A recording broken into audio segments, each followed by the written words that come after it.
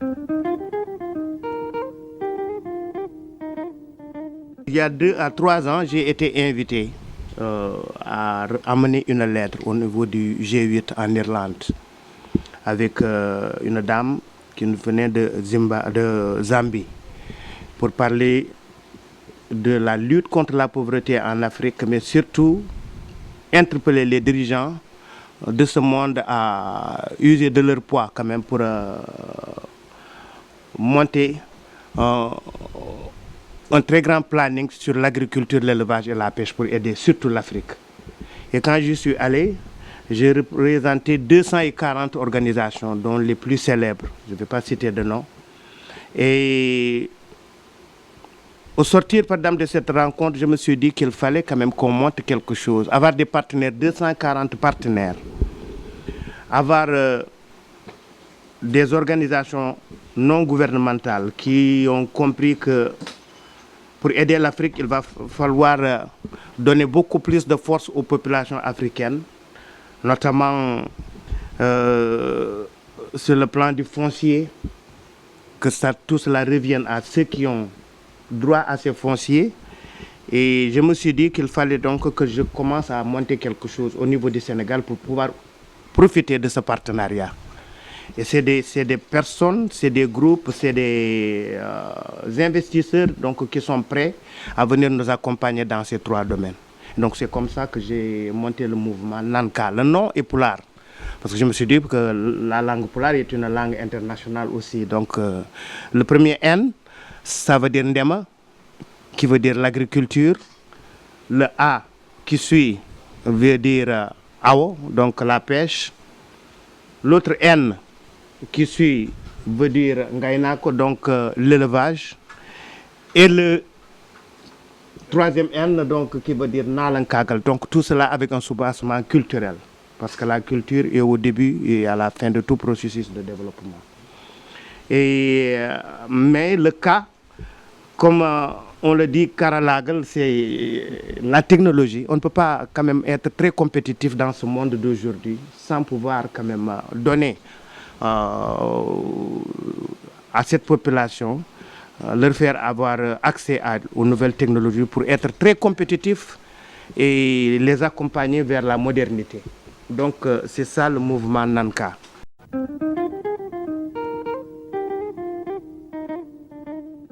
Nous allons vers une tournée qui aura 5 à 6 étapes. La première étape, comme Issa vient de le dire, nous amènera de Dakar vers la région de Saint-Louis, donc Podor, et toutes les localités qui sont dans le département de Podor, mais sur l'axe du Goudron. La deuxième étape, ce sera dans le Ferlo et le Djolof, pour descendre vers Bambey et cet axe donc, qui nous ramènera de Dakar à Dakar. La troisième étape sera près le Sénégal oriental, la Casamance, et revenir vers Kaolack et les autres. Et comme on est en période d'hivernage, il n'est pas facile d'aller au bord du fleuve, là où il y a beaucoup de sections qui ont été créées, parce que c'est des gens qui se retrouvent dans tout ce que nous avons eu à faire. Mais nous pensons que ce sera vers le mois de janvier, février. Mais la diaspora aussi est quelque chose donc, qu'il ne faut pas négliger parce que nous voulons compter sur des jeunes comme Amadou, c'est mon neveu bien sûr. Mais nous avons monté sur pied une association. Et cette association, c'est avec des jeunes avec qui il a fait l'université, qui sont écossais, qui sont ghanéens et ils sont très connectés avec tout le monde des finances dans le monde qui sont prêts à accompagner. Donc, c'est des investisseurs qui ne demandent qu'à venir investir dans l'agriculture. Nos partenaires sont bien sûr les gouvernements de l'Afrique, les investisseurs et d'autres bonnes volontés qui sont un peu partout dans le monde et qui sont prêts à nous accompagner dans ces projets.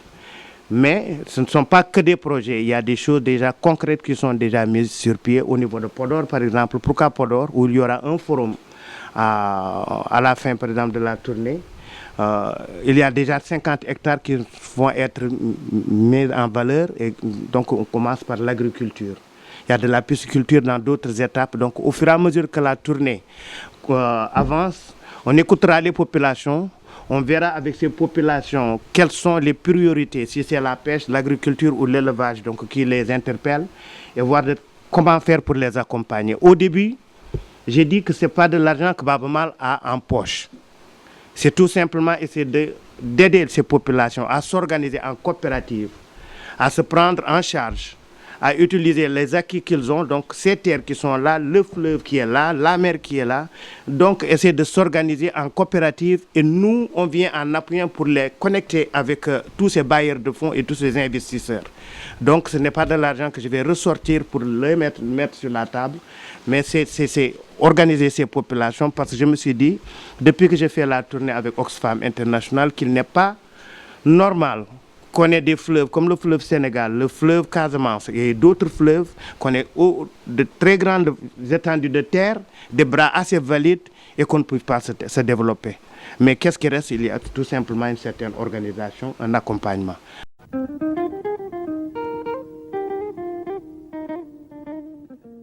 Il y a des artistes qui sont venus répondre vraiment présents au mouvement Nanka et se constituer comme le bras culturel.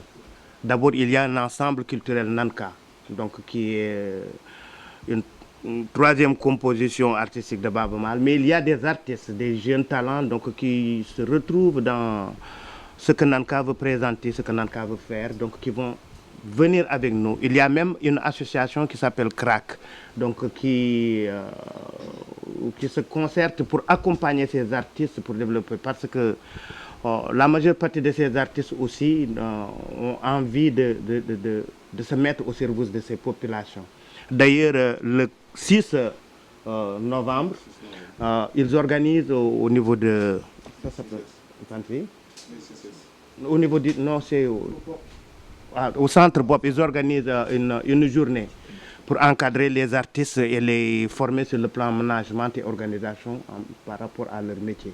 Donc, parce que c'est la culture donc, qui est un soubassement très important pour accompagner Nanka.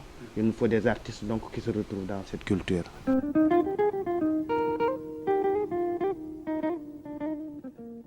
Nous allons nous appuyer sur ces coopératives d'abord parce qu'il y a certains de nos partenaires qui font partie de ceux qui ont monté toutes ces coopératives au niveau du Sénégal et donc qui nous accompagnent dans l'élaboration des projets donc, qui sur le plan agriculture, élevage, pêche. Et comme déjà nous avons ces coopératives qui sont très bien structurées et qui parfois demandent à être accompagnées, je pense que c'est la meilleure solution pour prendre un départ.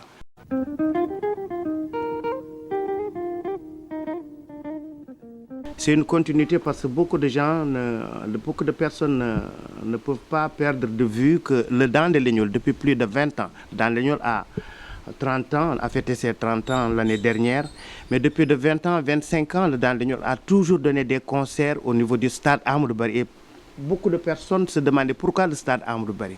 Et c'est une interpellation, par exemple, des associations de développement qui viennent nous voir et disent que comme vous vous appelez Dan de Lignol, la voix du peuple, nous voulons que vous jouiez pour nous au stade Amadou Barry.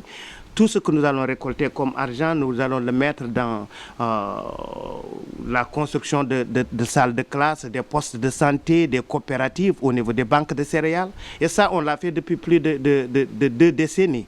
Et je pense que maintenant, nous l'avons fait d'une façon pas institutionnelle. Donc, on l'a fait parce que on a cette population qui croit au fait que notre musique peut servir aussi à les aider à se développer.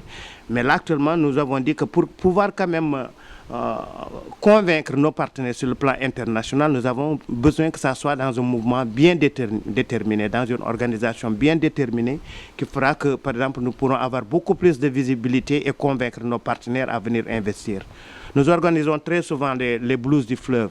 Mais les blues du fleuve, c'est une organisation culturelle, mais surtout qui permet aux investisseurs, à ceux qui sont intéressés par l'agriculture ou l'élevage, de venir voir le pays, de venir voir quelles sont les possibilités, qu'est-ce qu'ils peuvent faire. Nous ouvrons des fenêtres pour leur permettre de voir ce qui se passe et les laissons libre cours à leur collaboration avec les populations.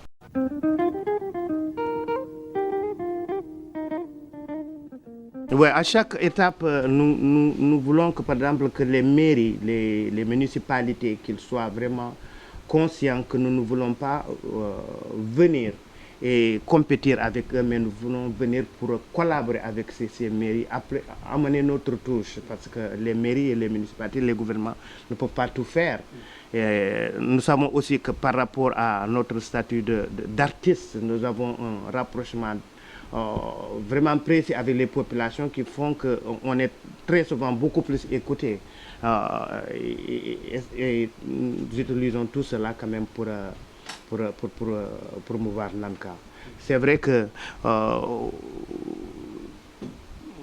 me dira par exemple que est-ce que le gouvernement va soutenir Nanka ou bien Mal va soutenir le gouvernement dans son plan Sénégal émergent? Ça se recoupe, mais nous jouons notre partie. Si le gouvernement pense que Nanka, par exemple, peut les aider à vraiment faire de telle sorte que les gens comprennent mieux, par exemple, ce plan Sénégal émergent, mais nous les accueillons à bras ouverts.